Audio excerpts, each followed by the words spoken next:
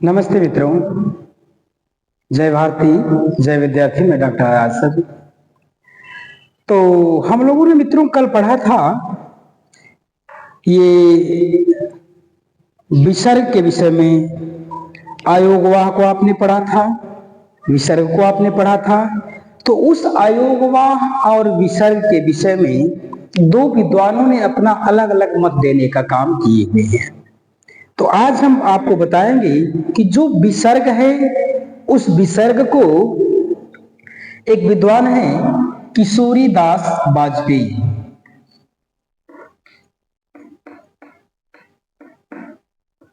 किशोरी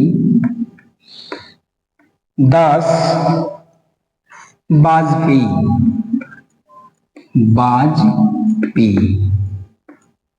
किशोरी दास वाजपेयी किशोरी दास वाजपेयी। आज हम आपको बताएंगे ये जो आयोगवाह या जो विसर्ग है, इस विसर्ग पर विद्वान किशोरी दास वाजपेयी ने क्या प्रतिक्रिया व्यक्त करने का काम किए हैं उसको मैं बताऊंगा। उन्होंने कहा ये जो विसर्ग होते हैं, ये विसर्ग स्वर नहीं होते और न ही व्यंजनों की तरह होते। ये स्वर नहीं होते, ये स्वर नहीं होते और ये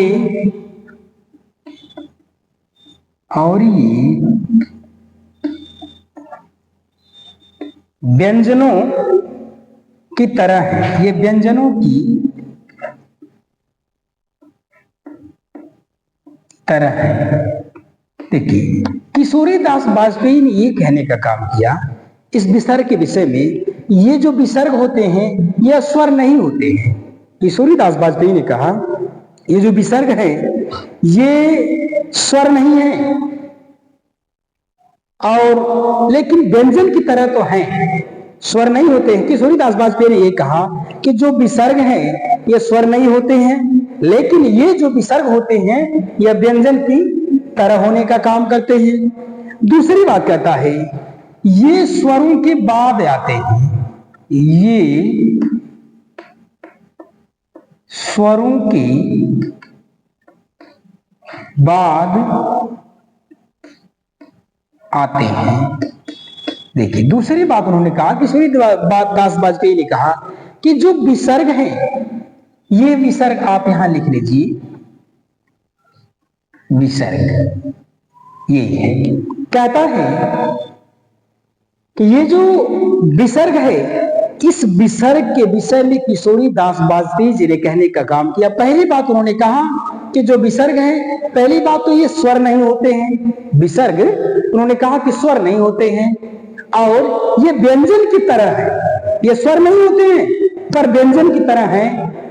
दूसरी बात उन्होंने कहा ये स्वरों के बाद आते हैं। बाय द वे, कभी अगर आपको पेपर में ऐसा आ जाए कि विसर्ग के विषय में किशोरी दास वाजपेयी के कथन या वक्तव्य, तो आपका उत्तर ये होगा कि ये किशोरी दास वाजपेयी ने कहने का काम किया कि जो विसर्ग होते हैं यह स्वर नहीं होते हैं लेकिन व्यंजन की तरह ये होते हैं। दूसरी बात कहता है ये जो विसर्ग हैं स्वर के बाद आने का काम करते हैं। तीसरी बात कहता है और तीसरी बात बताने का काम किया,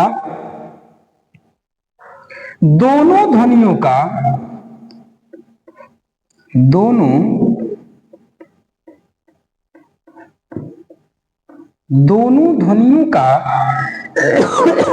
को आयोगवाह, दोनों ध्वनियों को आयोगवाह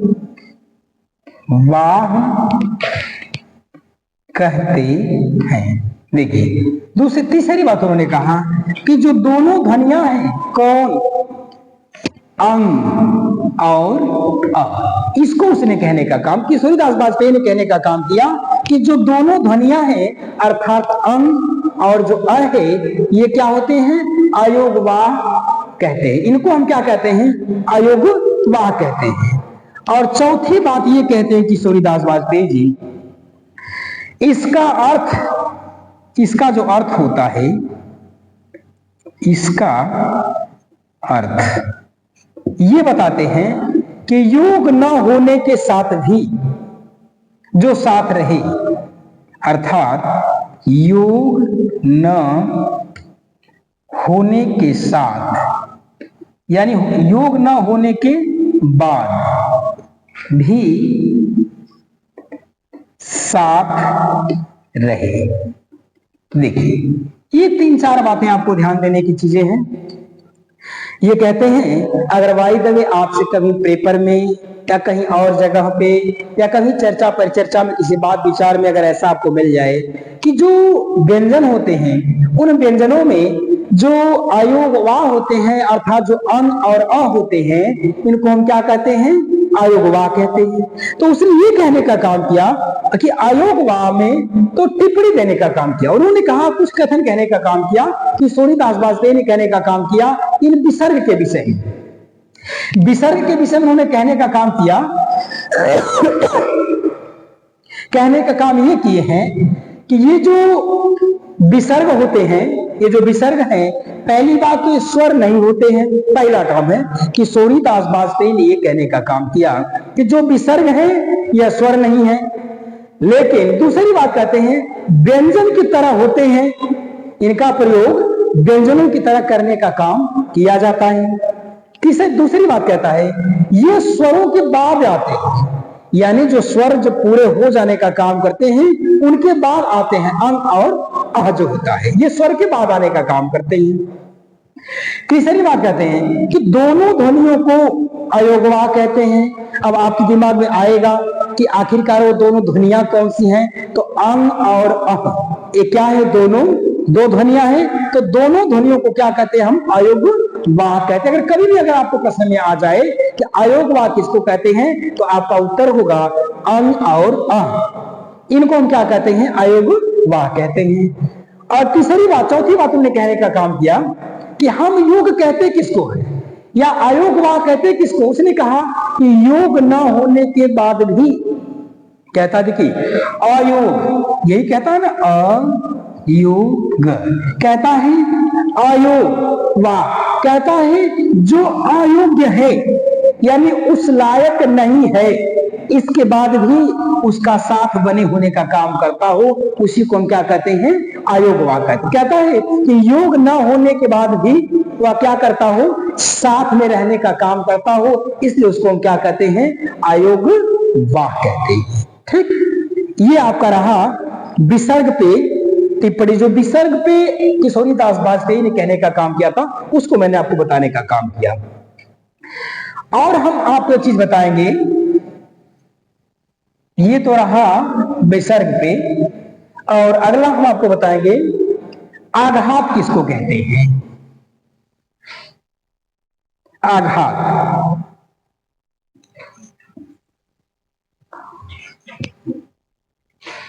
आपका पॉइंट होगा आघात। ये देखिए आपका मुख्य पॉइंट है, इस पे आपको जानना है कि आघात किसको कहते हैं। देखिए आपने सुना होगा घात और आघात। तो कहता है कि जब किसी ध्वनि पर विशेष बल देकर, आघात हम किसको कहते हैं उसको जान लें। जब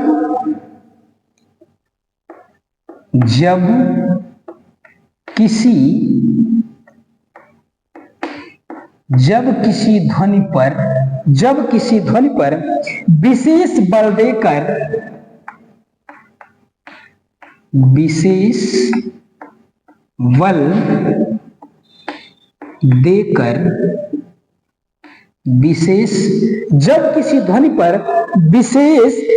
देकर उसका उच्चारण किया जाता है। बल देकर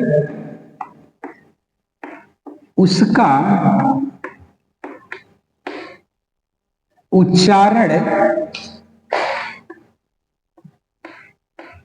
किया जाता है, उसका उच्चारण किया जाता है। देखिए आघात के विषय में बताने का काम करते कि आघात हम किसको कहते हैं। उसने कहा कि जब कोई ऐसी ध्वनि जिसके ऊपर, कोई भी ऐसी ध्वनि हो जिसके ऊपर विशेष रूप से बल को देकर के, जोर को देकर के उसका क्या किया जाता है, उच्चारण किया जाता है। कोई भी ऐसी ध्वनि जिस ध्वनि के ऊपर विशेष रूप से बल देकर अगर उसका उच्चारण करने का काम किया जाता है तो उसे हम क्या कहते हैं, बला, ये आघात कहने का काम करते हैं। उसके हम क्या कहते हैं, आघात। जिस पे बल दिया जाए, जिस पे जोर दिया जाए, उसी को उसने कहने का काम किया। जिस ध्वनि को बल देकर उच्चारण किया जाता है, न चाहते हुए भी ध्वनियों को ऊपर जोर देकर के या बल देकर के उच्चारण करने का काम किया जाए, उसे कहते हैं आघात। दूसरी बात कहता है, दूसरी बात कहने का काम किया, आघात को हम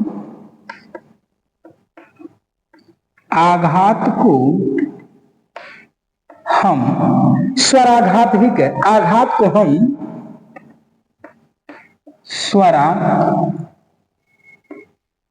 स्वराघात भी कहते हैं। देखिए दूसरी बात कहता है कि जो आघात है, कभी कभी ऐसा देता है, आघात किसको कहते हैं या स्वराघात किस, क्या दोनों चीज एक ही, या ऐसा प्रश्न कभी आपको बना देने का काम करे, क्या स्वराघात की परिभाषा या स्वराघात किसको कहते हैं, या ये कह दे आघात किसको कहते हैं, तो आपका सामान्य से उत्तर ये होगा कि जब किसी वर्ड के ऊपर, जब किसी शब्द के ऊपर, जब किसी वर्ड के ऊपर विशेष रूप से जोर देकर के या बल को देकर के उसका उच्चारण करने का काम किया जाए या उसको उत्पन्न करने का काम किया जाए, उसे हम कहते हैं आघात।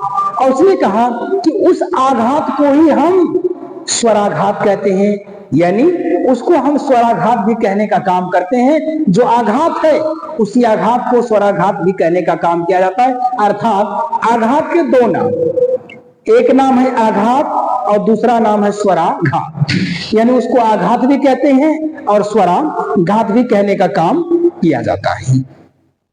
और उसमें एक है बलाघात।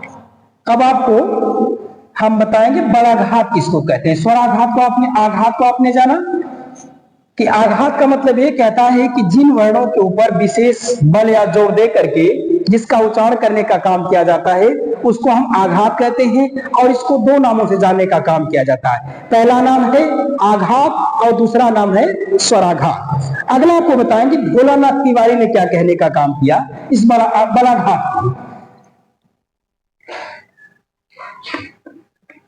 भोलानाथ तिवारी एक विद्वान है। हमने आपको बताया आचार्य किशोरीदास बाजपेयी को बताने का काम किया कि आघात विसर्ग के विषय उन्होंने क्या कहने का काम किया। और अब भोलानाथ तिवारी को बताने का काम, भोलानाथ तिवारी क्या कहने का काम करते हैं कि बलाघात मूलतः, बलाघात मूलतः कहता है कि बलाघात मूलतः वह शक्ति या मात्रा है, वह शक्ति या मात्रा है। ये बलाघात के विषय में भोलानाथ तिवारी ने कहने का काम किया। ये बताते हैं जो बलाघात है वह एक प्रकार की शक्ति है या एक प्रकार का वह मात्रा है। दूसरी बात कहते हैं कि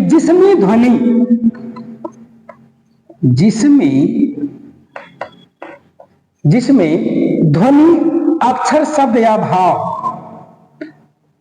अक्षर शब्द या भाव, अक्षर शब्द या भाव, वाक्य या उच्चारण,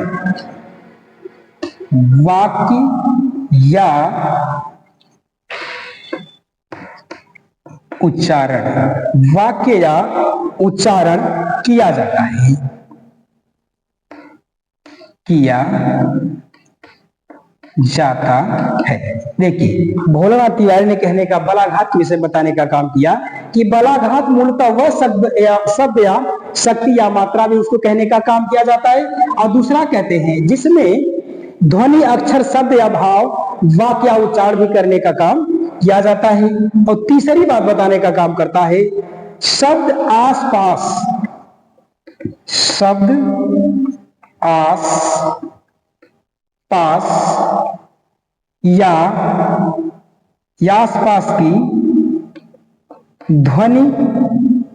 ध्वनियों